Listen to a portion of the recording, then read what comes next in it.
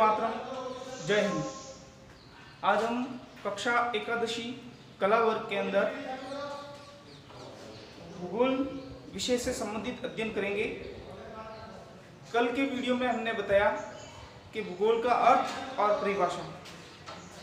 तो हम जैसे ही 10वीं कक्षा पास करते हैं, एक विषय के रूप में भूगोल विषय को पढ़ते हैं, तो आज हम भूगोल एक विषय के रूप में पढ़ेंगे। उसमें हमने बताया कि भूगोल का अर्थ क्या है।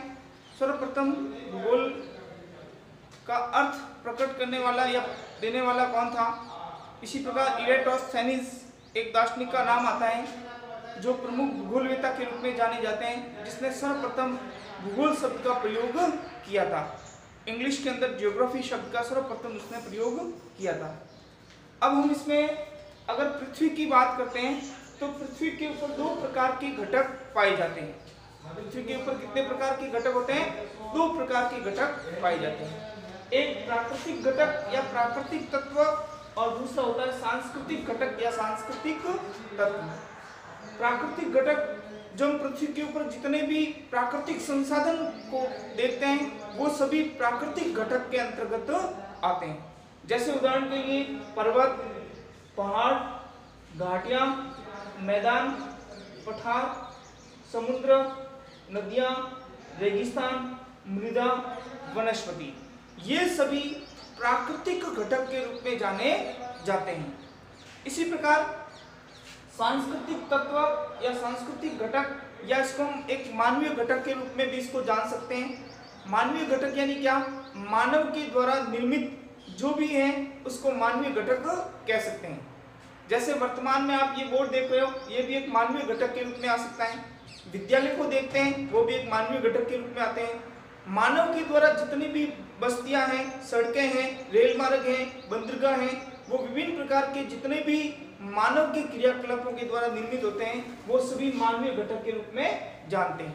जैसे इसमें उदाहरण लिखा है जनसंख्या, नगर, गांव, सड़कें, रेल मार्ग या रेल, सड़क मार्ग, बंदरगाह, बाजार, खेत, पार्क, स्कूल, उद्योग। इसी प्रकार वैज्ञानिक तकनीकी से बने हुए हवाई जहाज, हेलीकॉप्टर, ये सभी जो मानव के द्वारा निर्मित होते हैं वो सभी मानवीय घटक के रूप में जाने जाते हैं। तो अब हम भूगोल की शाखाओं के रूप में अगर बात करते हैं तो प्राकृतिक घटक के रूप में एक शाखा बनाई गई है, एक मानवीय घटक के रूप में एक शाखा बनाई गई है। तो प्रमुख रूप से भूगोल की दो प्रमुख शाखाओं का निर्माण किया गया है, भौतिक भूगोल और दूसरी है मानव भूगोल। तो अब हम ये भी बता देते हैं 11वीं कक्षा के अंदर भौतिक भूगोल के बारे में अध्ययन करेंगे। जब आप 11वीं कक्षा उत्तीर्ण करके आगे जाएंगे तो 12वीं कक्षा में मानव भूगोल के अंतर्गत इसका अध्ययन करेंगे। तो इस प्रकार से हम भौतिक भूगोल और मानव भूगोल इन दो प्राकृतिक संसाधनों और मानवीय संसाधनों के आधार पर इस विषय के दो भागों में विभाजन किया गया है। तो अगर हम भूगोल की परिभाषा के रूप में देखते हैं तो क्या कह सकते हैं? भूगोल पृथ्वी के भौतिक वातावरण व मानवीय क्रियाओं के अंतर संबंध का अध्ययन है। भूगोल क्या है? पृथ्वी के भौतिक संसाधन और मानव द्वारा जो भी क्रिया की जाती है उन क्रियाओं के अंतर संबंध का अध्ययन ही क्या कहा जाता है? भूगोल कहा जाता है। तो भूगोल पृथ्वी के भौतिक वातावरण व मानवीय घटकों से अंतर संबंधित अध्ययन करना ही भूगोल के अंतर्गत आता है। अब भूगोल का अगर इतिहास देखते हैं, प्राचीन काल से अगर भूगोल का इतिहास देखते हैं तो जब मानव की उत्पत्ति हुई और जब प्राकृतिक संसाधन थे और जब मानव का जीवन काल शुरू होता, वहीं से भूगोल की शुरुआत हो जाती है। अगर हम प्राचीन काल के मानव की बात करते हैं तो प्राचीन समय के अंदर मानव या मनुष्य क्या थे? प्रकृति के ऊपर निर्भर था। प्रकृति के आधार पर वो अपना भोजन पालन पोषण करता था। प्रकृति को आधार मानकर वो आगे बढ़ता था। प्रकृति से ऊपर उठ करके वो कुछ नहीं करता था। जैसे हम प्रकृति और मानव के बीच अंतर संबंध को समझते हैं। अंतर संबंध यानी क्या? किस प्रकार से मानव है वो प्रकृति के अनुकूल बन करके उस प्रकृति में रूपांतरण करके फिर अपना जो भी निर्माण करता है वो निर्माण कार्य किस प्रकार से करता है।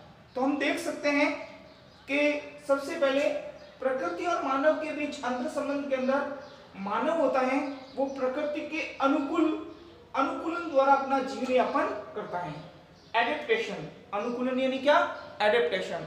एडेप्टेशन के द्वारा या अनुकूल के द्वारा वो अपना जीवन व्यतीत करता है।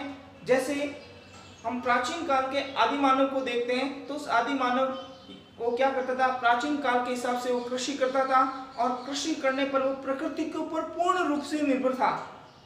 प्रकृति के द्वारा दी गई खाद उसके ऊपर निर्भर था। प्रकृति के द्वारा जितने भी बीज, फल, कंदमूल उनके ऊपर वो पूर्ण रूप से निर्भर था और प्रकृति के अनुकूल रहते हुए वो अपना जीवन यापन करता था। लेकिन धीरे धीरे जब मानव के अंदर वैज्ञानिक तकनीकी आई, सोच बढ़ने लगी, वैज्ञानिक तकनीकी और सोच बढ़ने के कारण उसने अपरिवर्तन यानी प्रकृति में अपरिवर्तन करना और अपरिवर्तन यानी रूपांतरण करना, रूपांतरण को बोलते हैं मॉडिफिकेशन। क्या बोलते हैं? मॉडिफिकेशन। इस प्रकृति के नियमों के अनुसार उसने अपने वैज्ञानिक तकनीकी से उसने नए नए संसाधनों का उपयोग किया। उस प्रकृति के संसाधनों से ही उसने नई तकनीकी का आविष्कार किया और वो अपने अपरिवर्तन या रूपांतरण के माध्यम से वो क्या किया? अपना जीविका उपार्जन चलाने लगा। तो प्रकृति और मानव के बीच अंतर संबंध एक अनुकूलन के द्वारा होता है जिसको बोलते हैं एडेप्टेशन, और एक अपरिवर्तन या रूपांतरण के द्वारा होता है जिसको बोलते हैं मॉडिफिकेशन। क्या बोलते हैं? मॉडिफिकेशन। तो इसमें प्रकृति में अपरिवर्तन होता है यानी प्रकृति के अंदर वो अपने प्रकृति के नियमों के अनुसार चलता है, लेकिन प्रकृति में ज्यादा वो परिवर्तन नहीं कर पाता है क्योंकि प्रकृति को ध्यान में रखकर ही वो अपना काम करता है। तो मानव ने अनुकूलन व अपरिवर्तन द्वारा प्रकृति के साथ समझौता किया। क्या किया? मानव ने अनुकूलन व अपरिवर्तन द्वारा प्रकृति के साथ समझौता किया और उस समझौते के आधार पर उसने आगे कदम बढ़ाए। मानव ने उच्च तकनीकी व प्राकृतिक संसाधनों का समुचित उपयोग करके मानव ने प्राकृतिक संसाधनों का समुचित उपयोग किया और उच्च तकनीकी अपनाई और उच्च तकनीकी के माध्यम से प्राकृतिक वातावरण को उसमें उपयोग करने लगे। अब इसको आगे हम देख सकते हैं। मानव ने उच्च तकनीकी किसके आधार पर अपनाई? प्रकृति के अनुकूल रहते हुए उच्च तकनीकी अपनाई, और उच्च तकनीकी अगर प्रकृति के अनुकूल रहते हुए उच्च तकनीकी अपनाता है तो वो किसी प्रकार का प्रदूषण नहीं फैलाता है। तो मानव ने उच्च तकनीकी और प्राकृतिक संसाधनों का समुचित वैज्ञानिक रूप से उसने प्रयोग किया और उपयोग करके प्राकृतिक वातावरण में परिवर्तन करना शुरू किया।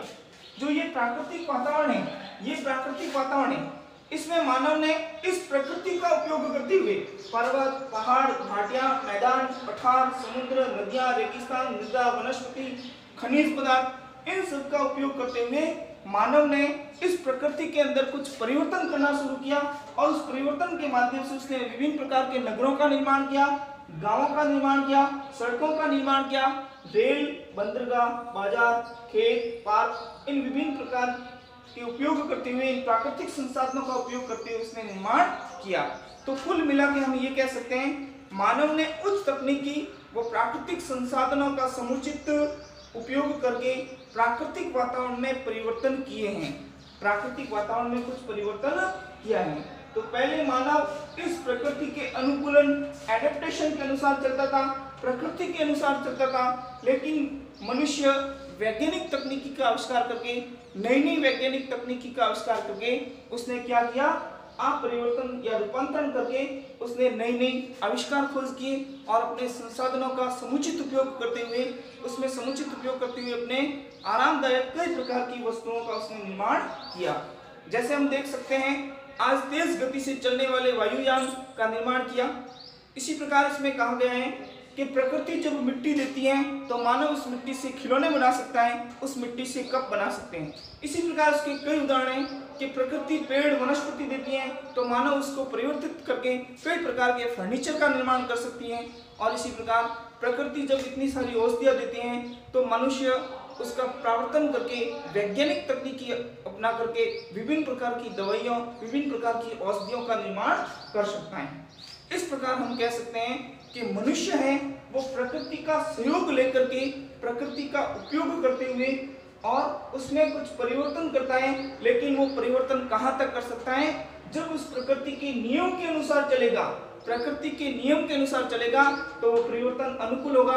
अन्यथा वो प्रकृति के नियम के विरुद्ध जैसे ही चलना लगता है तो उसमें प्रदूषण फैलने लग जाता है, अधिक प्रदूषण होता है। जैसे हम देख सकते हैं वायु प्रदूषण होना, जल प्रदूषण होना, विभिन्न प्रकार की बीमारियों का होना, जैसे वर्तमान में भी कोरोना चल रहा है, तो ये भी एक प्रकृति के प्रतिकूल प्रभाव है, यानी प्रकृति को हानि पहुंचाने के बाद ये भी एक हो सकता है। इस प्रकार से विभिन्न प्रकार की बीमारियां हो सकती है जब मनुष्य प्रकृति के अनुकूल नहीं चलता है। तो आज हमने दो बातें समझी हैं, पृथ्वी के घटक के रूप में प्राकृतिक संसाधन और सांस्कृतिक तत्व या मानवीय तत्व, और प्रकृति और मानव के बीच अंतर संबंध क्या होता है, अनुकूलन द्वारा अंतर संबंध और रूपांतरण द्वारा अंतर संबंध। धन्यवाद।